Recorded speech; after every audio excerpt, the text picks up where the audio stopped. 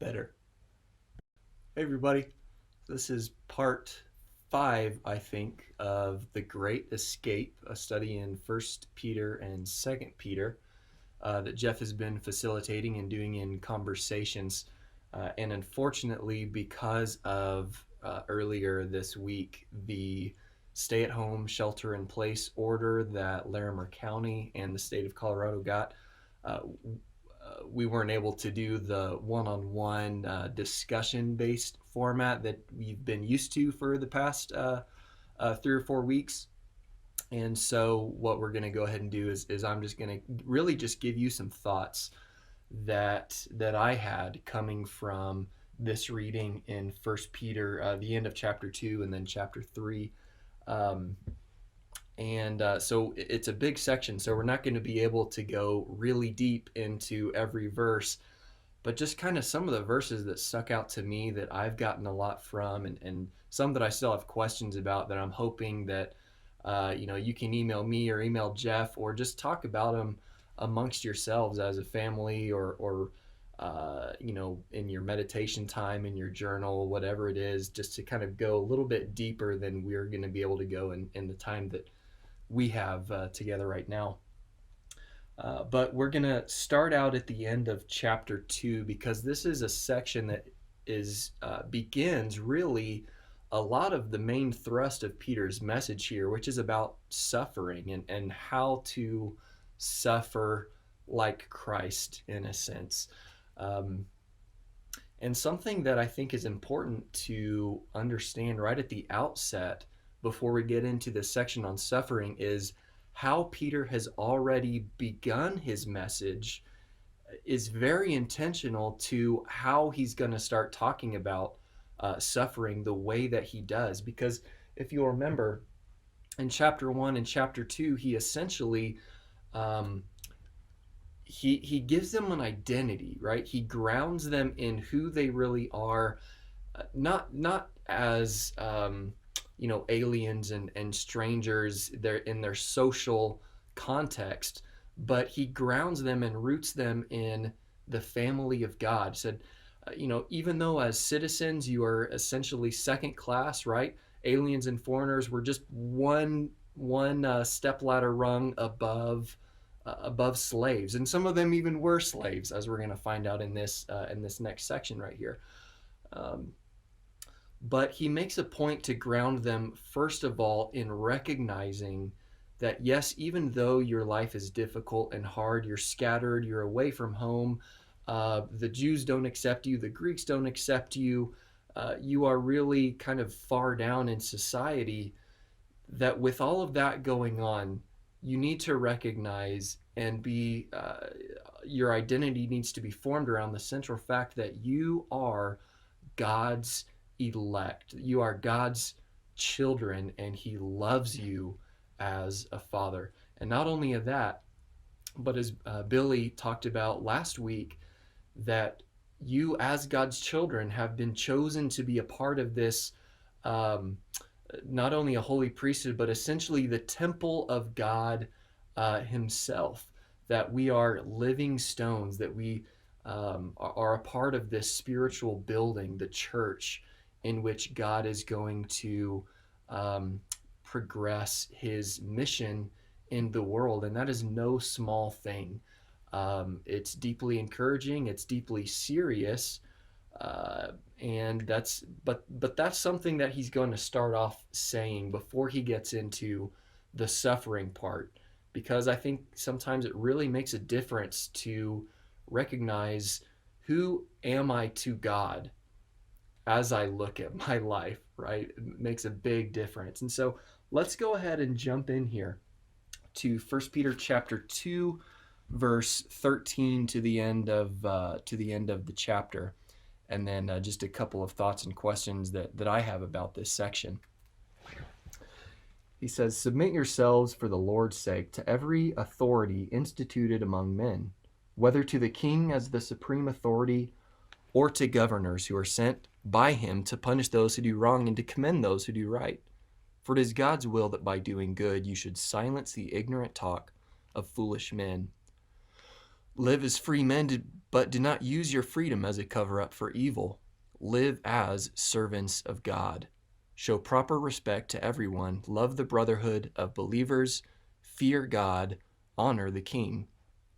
Slaves, submit yourselves to your masters with all respect, not only to those who are good and considerate, but also to those who are harsh. For it is commendable if a man bears up under the pain of unjust suffering, because he is conscious of God. But how is it to your credit if you receive a beating for doing wrong and endure it? But if you suffer for doing good and you endure it, this is commendable before God. To this you were called, because Christ suffered for you, leaving you an example that you should follow in his steps. He committed no sin, and no deceit was found in his mouth. When they hurled their insults at him, he did not retaliate. When he suffered, he made no threats. Instead, he entrusted himself to him who judges justly. He himself bore our sins in his body on the tree, so that we might die to sins and live for righteousness. By his wounds you have been healed. For you were like sheep going astray, but now you have returned to the shepherd and overseer of your souls. Just a couple of things that I see and I think are really powerful in this passage to me personally. The first thing that I want to bring out is the last verse of chapter 2, when he says, "For you were like sheep going astray, but now you have returned to the shepherd and overseer of your souls." And as we know, from the lesson, the Sunday lesson, couple of weeks ago, is that soul in the Old Testament and the New Testament is more than just this immortal ghost thing you have inside of you that is not physical and all of that. But your soul really is your entirety, everything that makes you a living, breathing being, a whole person. God is the shepherd and overseer of everything about your life, even the immediate context, the physical suffering that you undergo right now, that he's telling these slaves, and that God is watching care over you. He is your shepherd. But right before that, he says, you were like sheep going astray. And none of us are shepherds, but we've heard this lesson enough times to know that what happens to a sheep when it goes astray, when it goes off, when it leaves the protection of the shepherd. A sheep is going to get lost. It's going to not be able to find food or water, or it's going to run into, be vulnerable to wolves and die in that way, or just wander off a cliff, or whatever it is, right? But suffice it to say, a sheep that is astray, a sheep that does not have a shepherd, that is death. And Peter says that is where you were, but fortunately God has brought you in to this family, to his children, and so thank God for that. Now, the other thing that I want to bring out from this passage that to me I think is really important is verse 21. I think this is almost a key to looking at, I don't know if it's the whole book, but at least this overwhelming section in the middle of the book where he's going to be talking about suffering for a while. Verse 21, he says, "To this you are called, because Christ suffered for you, leaving you an example that you should follow in his steps." Now, I think the first poignant thing in verse 21 is that, remember, he is talking to slaves, whether they have a master that is just or one that is unjust. But he's telling these slaves, Christ, the creator of the universe, the one through whom creation was breathed into existence, right? That God who became flesh in Jesus died for you, a slave. Um, that's a big deal, you know. Uh, and Peter makes a point, and I think that that is something that is meant for slave and for free as well. Um, but Peter does make a point to specifically say this to the slaves, that even though you are the bottom rung of society, the creator of the universe loves you enough to die, to suffer on a cross for you. There is nobody in society that Christ doesn't love enough to die for. And that's something that we need to keep in mind, especially when we get down to verse 8. Live in harmony with one another, be sympathetic, love his brothers, compassionate and humble, right? Living in unity with one another, to recognize whatever rung of society that person is on, who I can't get along with for whatever reason, or have some qualm or something against. Christ loves that person enough to die, right? And so that's something to keep in mind. But the other thing in verse 21 that I think is the most important is he's not saying, he could have said, to this you were called, right, to suffer well. To this you were called because if you do, then these particular things will happen, good things that will happen. Your situation will change, your environment will change, any of these kind of things. Now, I think that good things certainly can happen, and Peter makes a point to say this even later when he's talking to wives who have pagan husbands. He says, good things can happen, but that's not the reason that we suffer with the attitude of Christ. He says the reason is because Christ suffered for you.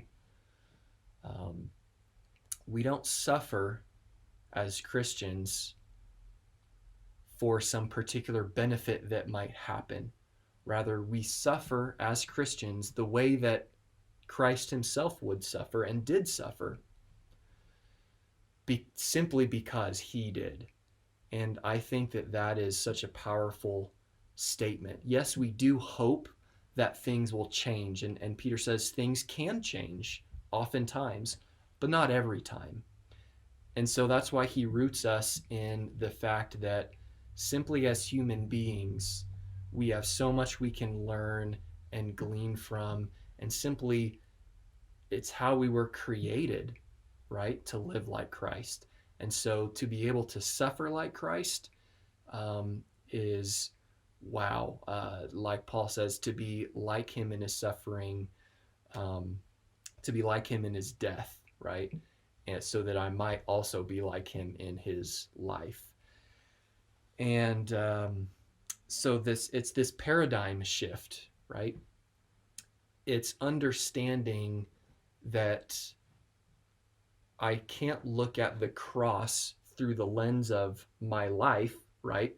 It's my life that I interpret what the cross means and looks like and all of that. But rather, it's very much the opposite, Peter says, that we need to look at everything about my life through the lens of the cross. And the cross breathes significance and meaning and purpose, just like Jeff said on Sunday in his Sunday morning lesson, that the cross breathes so much meaning and significance and purpose into everything about my life and how I do everything in my life. And so that's I think what really hits me in this first section. So we're going to look now at chapter 3 in this next section here, that he's still talking about suffering, right? That's the theme that's going on. But he is going to talk to wives and husbands now for a minute, both wives that have pagan husbands, and then to Christian husband and wives, right? So he says this: wives, in the same way, be submissive to your husbands, so that if any of them do not believe the word, they may be won over without words by the behavior of their wives, when they see the purity and reverence of your lives. Your beauty should not come from outward adornment, such as braided hair and the wearing of gold jewelry and fine clothes. Instead, it should be that of your inner self, the unfading beauty of a gentle and quiet spirit, which is of great worth in God's sight. For this is the way the holy women of the past, who put their hope in God, used to make themselves beautiful. They were submissive to their own husbands, like Sarah, who obeyed Abraham and called him her master. You are her daughters if you do what is right and do not give way to fear. Husbands, in the same way, be considerate as you live with your wives and treat them with great respect as the weaker partner and as heirs with you of the gracious gift of life, so that nothing will hinder your prayers. So there's two things to recognize in these 7 verses of chapter 3. Peter has 2 goals here, I think, right? That non-believing husbands may be won to the faith, right?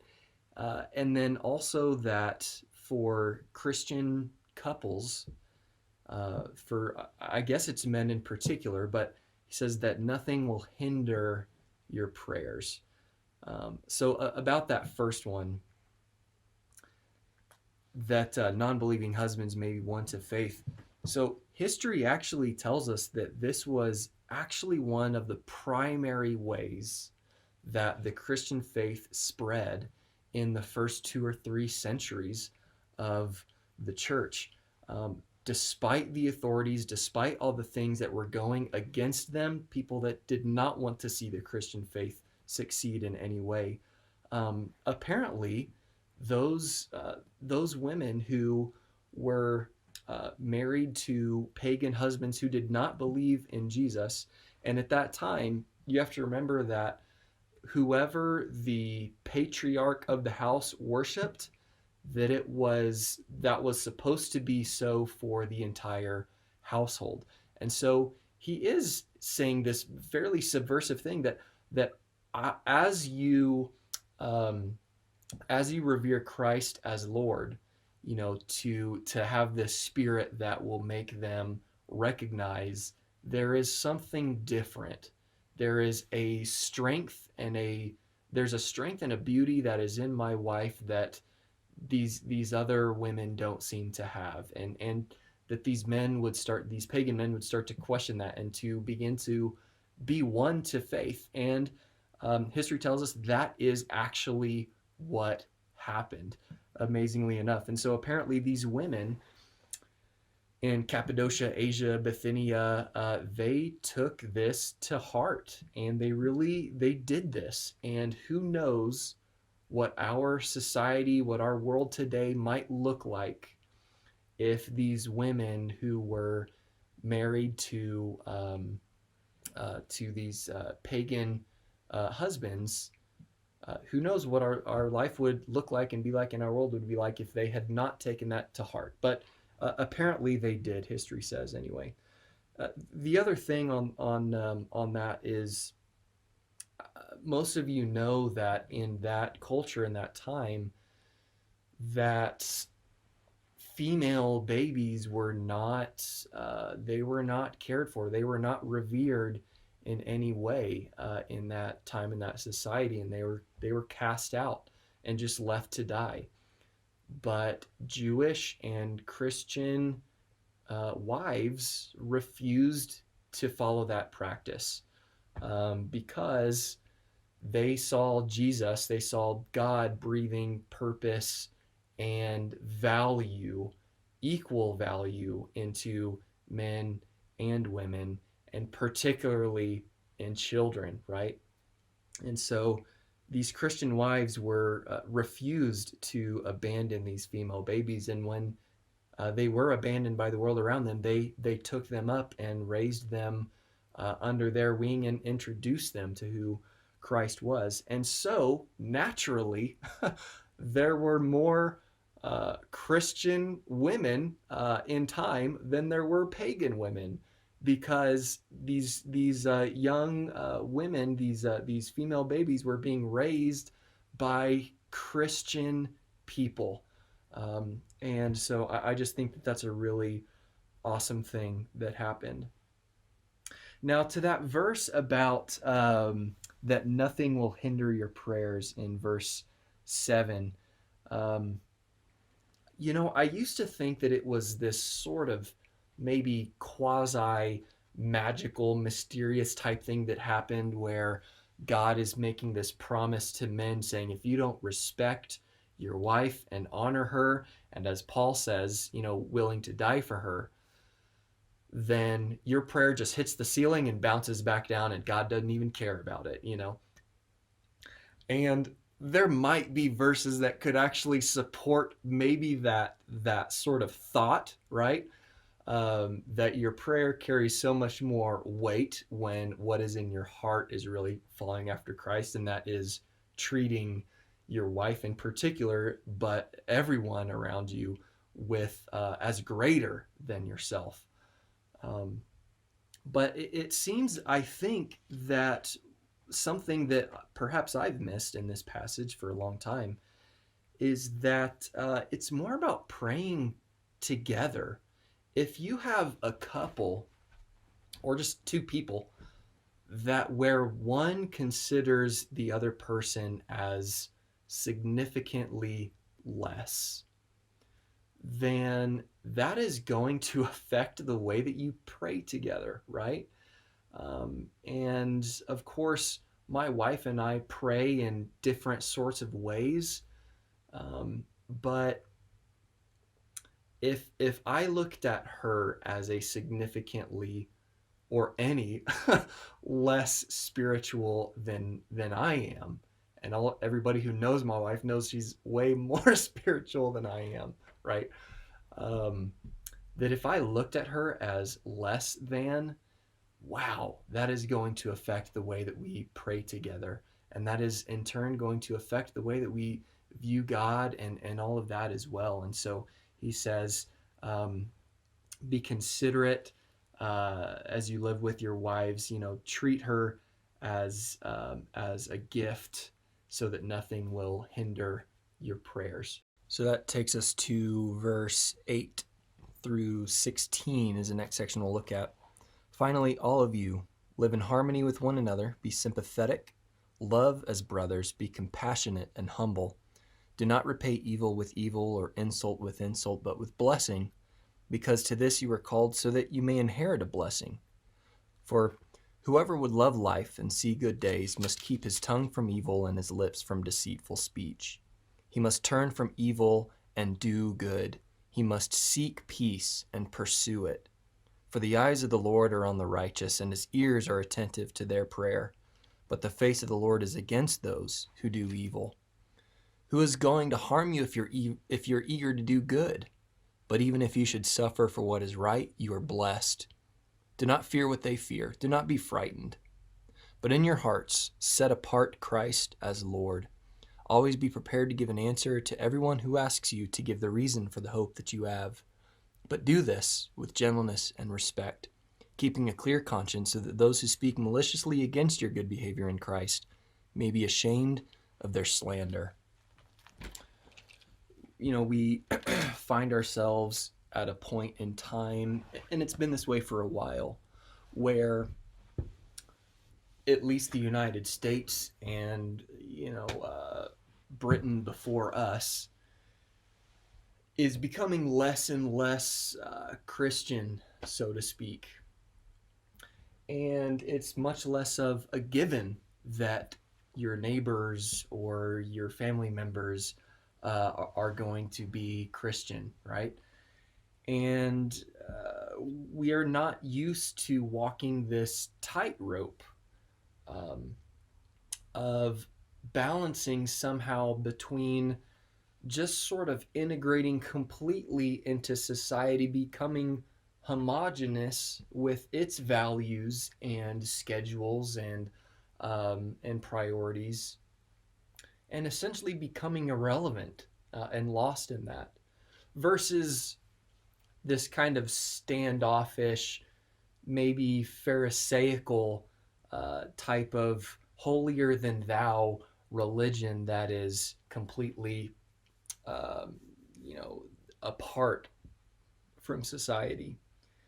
And I think part of the answer to this, and I think it's going to flesh itself out in different ways, perhaps in every individual's life, but I personally really gravitate to what he says in verse 11.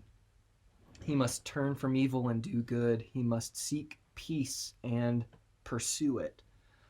Uh, Seek peace and pursue it. These words are not passive actions, right? Seeking and pursuing.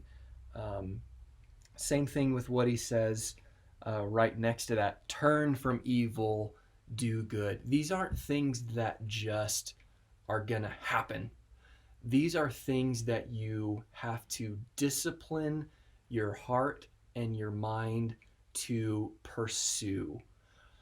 And these aren't things that are just going to pop up accidentally, like an Amazon package on your doorstep. Peace isn't going to just show up, but it's going to take discipline, perhaps often even sacrifice in some way. And but peace is worth pursuing and going after it and seeking it. And that's not natural. Peace is not something that our society pursues. Debate and fighting is more in line with the values, the unspoken values of our society and our culture. And simply in seeking peace and pursuing it, we are being countercultural in a sense. And obviously, there's so much more in that and what we can do. But if we don't actively do those things, if we don't actively make those disciplines a part of our life, then yeah, we're going to risk floating into the wrong habits. And before you know it, we are homogenous with the culture and not having an effect and irrelevant. Uh, and I think part of what we need to do, another one of these key verses is found, I think, in verse 15, when Peter says, in your heart, set apart Christ as Lord. I like another translation that says, sanctify Christ as Lord in your heart.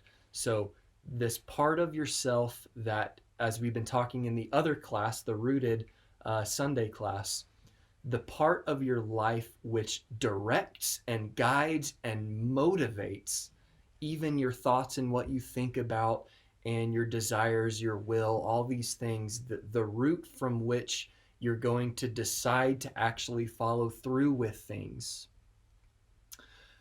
to make sure that Christ is Lord there. To, as that other translation I mentioned says, sanctify, to make holy.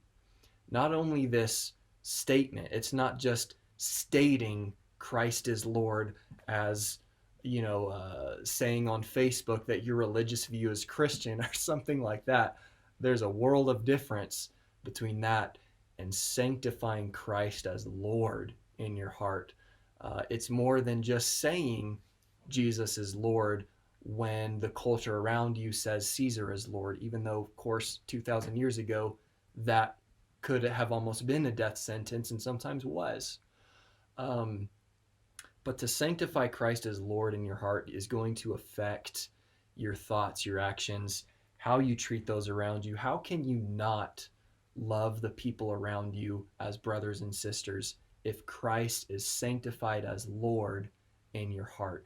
And so I think that's another key that we have to really hold on to there. So the last verses we're going to look at here in chapter 3, verses 17 through 22, the end of the chapter, he says, it is better, if it is God's will, to suffer for doing good than for doing evil. For Christ died for sins once for all, the righteous for the unrighteous, to bring you to God. He was put to death in the body, but made alive by the Spirit, through whom also he went and preached to the spirits in prison, who disobeyed long ago when God waited patiently in the days of Noah while the ark was being built. In it, only a few people, 8 in all, were saved through water. And this water symbolizes baptism that now saves you also. Not the removal of dirt from the body, but the pledge of a good conscience toward God. It saves you by the resurrection of Jesus Christ, who has gone into heaven and is at God's right hand with angels, authorities, and powers in submission to him. I don't know if you're like me, you might hate it when you're doing some sort of repair or assembly of a project. Just the other day, because of all this quarantine, stay-at-home stuff, I went and I bought my kids a trampoline at the sporting goods store across from our house. You know, this big old 15-foot thing. And at the end, I found several extra screws. And I mean, you hate it when that sort of thing happens, especially when it's something your kids are going to be using. And here I've got several screws left over. It's like, man, what? I can't let my kids jump on it if there's screws missing somewhere. What if something collapses and, you know, something like that? Turns out there were just extras, but I have done things before, you know, pretty important things like replacing a fuel pump in my Suburban, which is what 14 years old now, 15 years old. Replacing a fuel pump where the fuel line connects to these I don't know what they're called, little nozzles that poke up out the top of it. And I did the whole thing. You have to drop the entire fuel tank to install this part. So it's a huge job. And then I did the whole thing. I was really proud of myself that I wasn't gonna have to spend a bunch of money to do it. And then I put it all back up, buttoned everything around, and then on the ground found one of these tiny little neon yellow rubber washer grommet things. And I knew immediately where it was supposed to go and where it was. I just forgot to put it back on. But you're looking at it, it's like, what just happened? Where did this come from? How did I miss this? And how does this fit back into the whole system sometimes? But we've been going through First Peter, and you're expecting him to talk more about the whole suffering conversation, and suddenly he throws in the Noah and the ark and the flood and these spirits and baptism stuff, and you're left thinking, where did I leave the instructions, right? How did I get way over here with these extra bits and pieces that I don't know what to do with? And I think this is where he's coming from, where what Peter is talking about, because Jesus through the cross announces God's victory over everything, over the whole universe, every force and spiritual power and authority and principality that Paul talks about in Colossians and in other places that mean to harm his people or to hinder his gospel and his message, but especially these spiritual forces at work and principalities, that the cross announces God's victory over those powers. And even the spiritual forces that were causing havoc and disorder and chaos and evil in the time of Noah are still responsible today, and were in Jesus' time responsible for leading people's hearts astray and using sometimes even these human agents that Peter is referring to, who are these agents of suffering, whether it's, you know, the government or whoever else it is, these unjust masters. And but these spirits still have some type of power that they have attempted to usurp from God. And what Peter is saying is these spirits are being subjugated, they're being overthrown, have been overthrown by Jesus on the cross, and have been put on notice, right? And what we do in the way that we suffer is we are putting not only the human agents of evil that have, those hearts that have been led astray and deceived by Satan, but the very powers and principalities and evil forces that exist in the heavenly realms, as Paul calls them, by the way that we suffer, are putting those powers on notice that Christ is Lord and that they will not get the final say. We mirror Christ's victory on the cross in the way that we suffer, victory over those powers that cause suffering in our lives and in other people's lives. And so, three things that I would want to leave you all with that from this message that I think encourage me the most. Three things. Trust that your baptism places you surely and completely in the hands of God, and there is nothing that anyone else can do to take that away from you. Two, trust that we are given victory over evil, even and maybe especially in times of suffering, because of our faith in Christ's faithfulness. And then the third thing, trust that victory will be made completely visible, as undeniable as the flood, right? Every knee will bow and every tongue confess that Jesus Christ is Lord, to the glory of God the Father. And that's even while there's so many things to be maybe discouraged about or ungrateful for or bitterness, all that kind of thing because of our society, our culture, maybe even positions we've put ourselves in, to recognize that because of Christ and the way that he suffered and the way that he brings us into the very presence of God, that his spirit is inside of us, that we have that power that raised Jesus from the dead to overcome those obstacles, and to do it in such a way that not only makes us gives our message, the gospel, a stake and a foothold in other people's hearts, but I think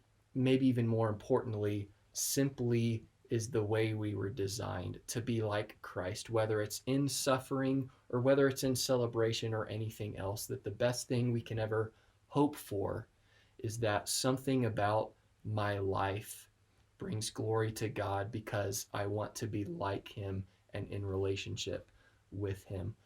Thank you guys for joining in this class. I hope you're able to maybe talk about some of these themes.